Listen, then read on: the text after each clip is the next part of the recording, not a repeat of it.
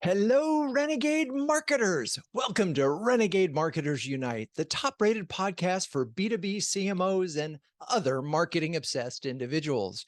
You're about to listen to a recording of Renegade Marketers Live, our live show featuring the CMOs of CMO Huddles, a community that's sharing, caring, and daring each other to greatness every day of the week.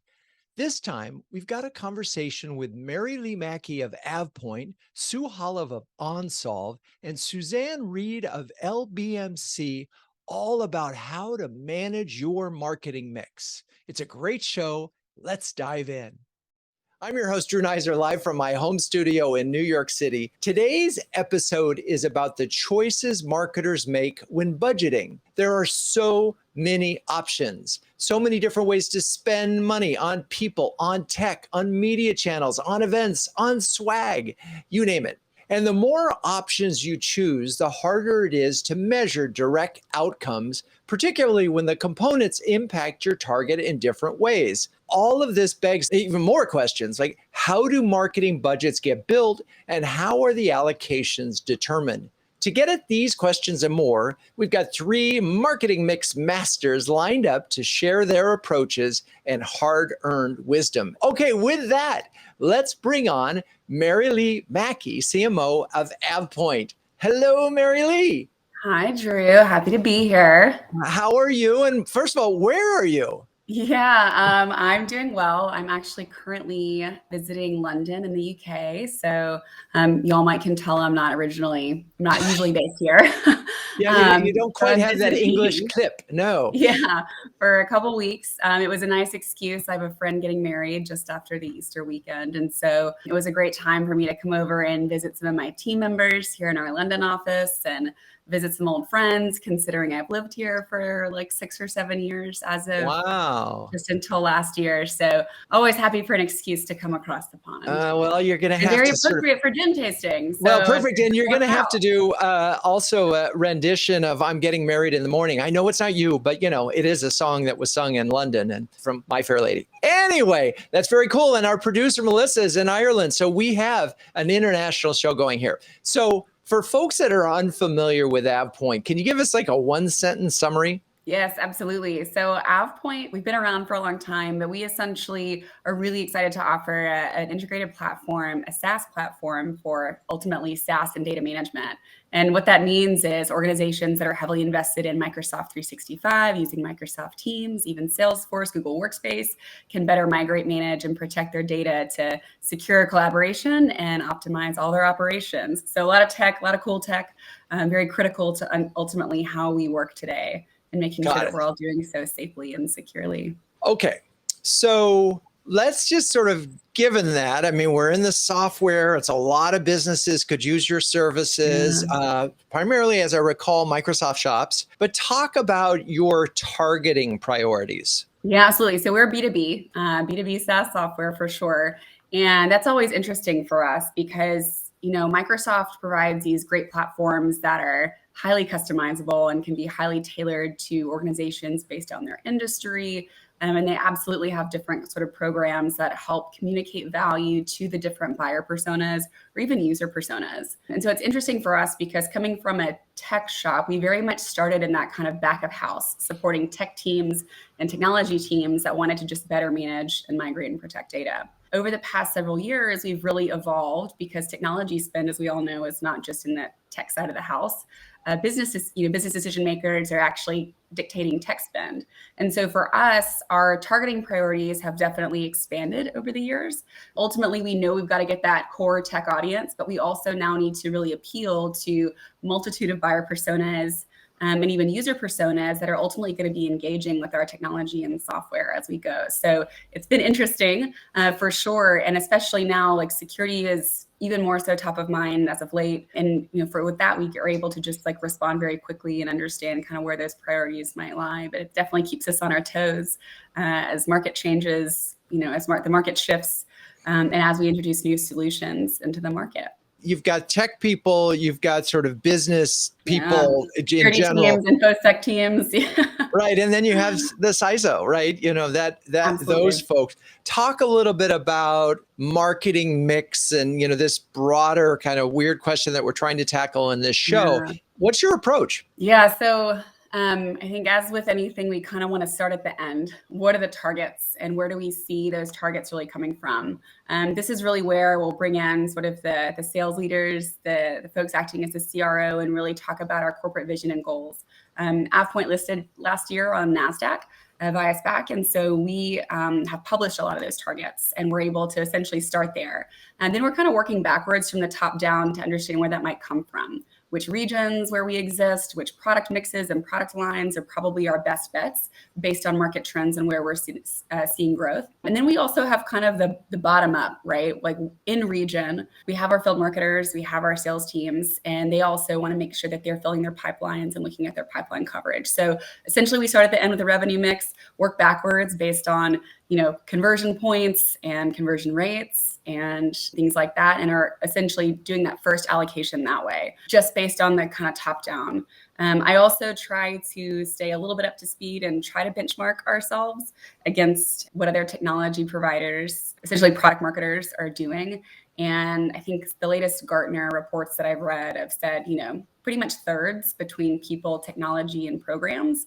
I've seen a lot of different data points. It always depends on which is technically, marketing technology versus sales technology. But I think those baselines are always a great place to start. And then obviously, if we are trying to break into a new market, if we have a high growth segment that we're trying to capture, that's always going to, merit a little shift, if you will. Right, because you're going to need to invest more because you're not as well known in that area. But let's go to back to the people, tech, and then just spend. If you do one third on that, you really only have a third of your budget going to something that is driving revenue. I wonder about that. It came up in a huddle, and first of all, technology but it was sort of 50-50 people and spend. They talked about this notion that, and I remember specifically one CMO saying, if you have too much spend, you don't have enough people to execute. And if you have too many people, you don't have enough budget to keep them busy. And so finding 100%. That balance, but feels like spending a third on tech just off the top, really? That's benchmark? It's interesting. So that was what they said as of 2021 insights. But I think also the difference is like what you categorize, like who takes the CRM budget. Like CRM technology can be very expensive per user. And if you're looking at customer data platforms or anything else. So definitely the things add up. And the idea is that if you're spending on tech, then potentially you're capturing automation, which requires less people. It requires different types of people for sure. But that's, I think, the idea for sure is how you're actually executing and optimizing those programs. The more you can automate, the more you can invest in the data and technology. The idea is to kind of hopefully achieve All right, scale. I'm going to challenge that for a second. Wait a second. Let's just say you have 25 technologies in your stack. How many do you actually think save you time and don't require enough people to take advantage of it? No, it was interesting to me as well, because I thought like the way we spend, it's like we are definitely not at that benchmark. But I was also thinking about like the chargeback, right? Like we use Microsoft 365, we use Dynamics CRM as people. So like what are the just baseline technology costs that it requires for a user to operate in the enterprise and work, not just like the marketing technology. So I wasn't sure where they kind of drew the line. It was really interesting. And obviously marketing just kind of gets charged back with us with how much we use maybe the CRM system. And there's definitely a lot of split costs. And I think this year it's interesting for us because we've been investing in customer data platforms and thinking about these things very differently. And so I think anytime you do that, you go through these kind of digital transformations, there's a heavier load on people, a heavier load and spend on technology or maybe even consulting to get it implemented the right way. And then you can kind of shift back towards programs. And what was interesting though over the past couple of years is the big ticket items that we also used to spend kind of all at once in one bucket. Obviously, you might show up to a massive conference and it wasn't just the conference, it was the swag, it was the giveaways, it was the travel. It was the brand awareness, trying to like lead up and let people know that we were going to be there. So now that was kind of taken off the board this last year. And so I think it's been interesting seeing how that's resulted in a lot more inefficient digital spend with a lot of people initially, just as we all were like competing in the same spaces and going after the same platforms or media providers. So it was interesting kind of seeing off the back of that, how that sort of had to shift our approaches across the board. And yeah, I really totally. yeah. And I think what a lot of folks, so it's funny because I remember back to huddles right at 2020, the beginning of the pandemic, and some CMOs just walked back the event budgets, said back to the CFO and said, here, you do it, because they wanted to have less obligation for deliverables. And others kept it and put it into digital. And by last fall, digital fatigue was so real. Webinars weren't performing. Everything was down. Well, that's why I almost hate categorizing things based on like,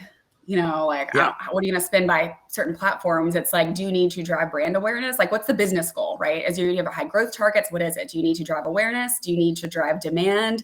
Do you need to reduce your churn rates and focus on customer experience and customer success? And so I think that's really where the kind of rubber meets the road a little bit when we're kind of actually putting plans in place, especially at the regional level, and deciding what we're going to kind of take and own at the corporate level, and where we sort of start to have to draw those boundaries and lines. Because as we know, like brand awareness is typically going to be more expensive, and it's a really hard, like very hard to prove ROI. So for that, it's about how many impressions do we need to drive? How much do we need to grow our website traffic by, so that the demand teams have something to convert into opportunities in the first place? What audiences do we need to go build? Anytime you're doing that, I got to stop you there, because there's so much that I need to unpack. I know. And we have to move on and bring this back. But I do want to circle back at some point and just get to how we're spending that 1/3 of the money that isn't being spent on people in tech. But we'll come back to that. And so now we're going to move in and bring in Sue Holub, who is the CMO of OnSolve. Sue, how are you? I'm well, Drew. How are you doing today? I'm doing great. And where are you? I am in Alpharetta, Georgia, which is just north of Atlanta. Yeah, I know where it is. Yeah, I think many years ago we had some billboards there during the, a long time ago, the Atlanta Olympics. Okay, so one sentence on OnSolve. Yeah, so OnSolve is a SaaS leader, so we're in the software space, and we help organizations mitigate physical threats and remain agile and resilient during a crisis is basically what we do. So think of it as an AI-powered SaaS platform that enables enterprises or SMB organizations or even government entities to detect and anticipate and mitigate those physical threats that we're hearing about, unfortunately, every day. Okay, so we're in the land of cybersecurity. And so we know a primary target is going to be the security people, the CISO type, or CISO, however you pronounce that. But let's talk a little bit about your targeting priorities. Yeah, so if you think about it, there's kind of two buckets. Think about kind of roles and maybe ideal customer profile. So from a roles perspective, we would look at personas like security, IT, risk, business continuity, disaster recovery, roles like that. And those can even roll up to certain C-suites like the COO. We're seeing CISOs, we're seeing chief risk officers now. So those kind of organizational roles. And then from company perspective, organization perspective, honestly, it's less about the type of company, because we can service anybody from a university to, we have half the Fortune 100, to hospitals and healthcare organizations or government entities, city of, town of, state agencies.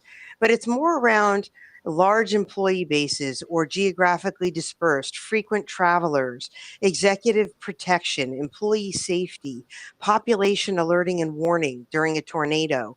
Those are kind of the more common use cases, a lot during COVID and pandemic related communications for people to get vaccines are the kinds of things people come to us for.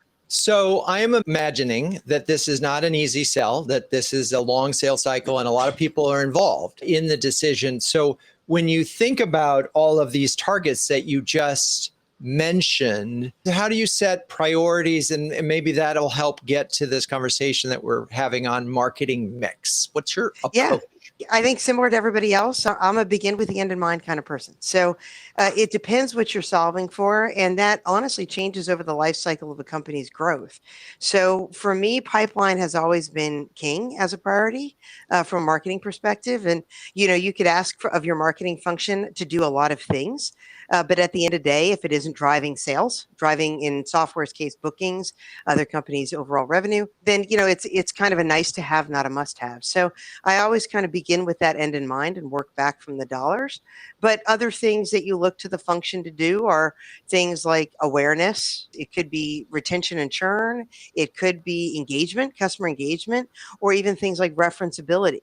Can we drive NPS scores and customers recommending us to others as prospects in a sale? So those are a lot of the areas where we focus on as priorities. But for me, pipeline for sales to work is always number one.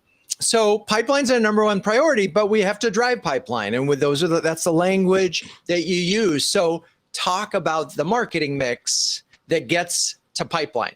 Sure. The challenge with marketing is it's always looked at as the potpourri function, right? It could be everything from I need swag and pens to please get me into enterprise level, 7-figure deals. And all of those things don't drive equal value. So when you start with what the priority is, so in our case, let's say it's pipeline, we focus first on what does organically have to happen. I will echo the second sentiment that marketing operations and automation is very much underplayed. It doesn't get the hero welcome that it deserves. If you don't have the right systems and data in place, it's pretty hard to scale. And so I do think marketing automation and operations, which is costing more these days, just like all technology is a huge foundational element, along with digital and content. Those for me are kind of my three basis ones. And then you can scale up lots of different campaigns and programs and targeting and ad spend from there. But if you don't know how to ingest it and measure it and do those ROI calculations or that targeting, then it's a little bit more shotgun than rifle on something that you're trying to achieve. And do you have a rule of thumb when it comes to budgeting of people, technology, and spend, on programs? Yeah, I think so. You touched on it earlier. Everybody always talks about the perennial favorite of 50-50, and that's generally a good guardrail. I'll be honest with you. I haven't really put it to percentages, but I always over-index on people, which is not a common path. But I do that because I have found in my experience, and we've both been at this for decades, that if you can find the right shoulders to stand on, from an expertise and a team culture and a high performance perspective, then as budgets ebb and flow, and invariably they do, Drew, then you've got people who can make the most with what they have. I don't care if it's $20,000 or $2 million. In the hands of the right people, I found that you can really maximize the value. And so for me, I always index a little bit more on getting the right shoulders to stand on in the people department than on necessarily program dollars. And of course, we know people are costing more right now, a lot more.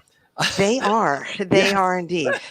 And so I wonder in that part of this calculation is, of course, what you're doing in-house versus outsourcing. And, if you have a really large content team, then I get, because content becomes the marketing that is driving your pipeline. So I get how you could spend more on people than you might on programs, for example. So do you have a really large content team? It's interesting. I don't. So it depends on how you count a large content team. So one of the things I do whenever I join an organization, and I've been with OnSolve for years now, I joined in 2019, but I look at kind of what's in-house and what's out-of-house. And most of the time, it's usually backwards. So I find, for example, my content team structure today, I have 2 dedicated full-time people in content and 1 kind of director of content and creative. And the rest of it is out-of-house. But you have to have that process and that kind of editorial checking process that brings the work in and out, packages it up, farms it out, gets it back, checks it for brand voice, talking about the product correctly, accuracy, etc. And if you can get that kind of content factory built, it's very scalable. So you don't have to in-house everybody. You don't have to out-of-house everybody. For me, I try and work in kind of blended hybrids of maybe 1/3 in-house of whatever the capability is, digital content, what have you, and then the other 2/3 out-of-house. It's so interesting. And this, again, it makes this so challenging because there's so many different ways of doing this and trying to figure it out. What I really hear from you loud and clear is that at the center of this thing, the marketing ops thing is just so crucial. Even to have a conversation about marketing mix and sort of know what's going to work, you have to have this good marketing operations team and technology in place. So I'm going to go to this other side, and I'm just going to say, so 45% of your budget is for programs. Last question for you before we move on is, how do you then, I know we say pipeline is king, but the 45% right now is being spent in sort of what kind of buckets? Just sort of broad-based. The lion's share of it is spent in content and what you think of as more traditional campaign level spend. Our number one lead source here is digital SEO, so organic. And you can't go buy more SEO, right? You achieve SEO, as we've all explained to our executive teams and boards many times. Your content is what is your leading indicator. Your SEO as a lead source is your lagging indicator. And so starting there, and then starting with other digital paid, we do events, trade shows, we do database marketing, email marketing, again, which goes through your marketing automation platform, kind of your classic mix. Social, paid social, strategic comms, things like that. So it's a pretty traditional mix, but the percent